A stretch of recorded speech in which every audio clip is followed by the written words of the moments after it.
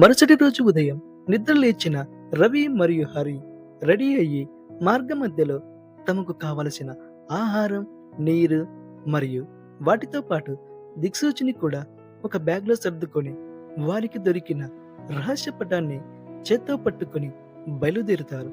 అలా అడవిలో దారిలో వెళ్తున్న వారికి ఇంతకు ముందెన్నడూ చూడని రంగురంగుల పక్షులు మరియు జంతువులు ఇంకా ఎన్నో అందమైన జీవులను చూస్తారు. ఎంతో ఉత్సాహంగా వెళుతున్న వారికి ఎదుర్కోవలసిన మొదటి సవాలు రానే వచ్చింది. పెద్దగా వేగంగా ప్రవహించే ఒక నదిని దాటవలసి వచ్చింది. ఈ నది ఇది వరకు వారు చూసిన దానికంటే చాలా పెద్దదిగా ఉంది.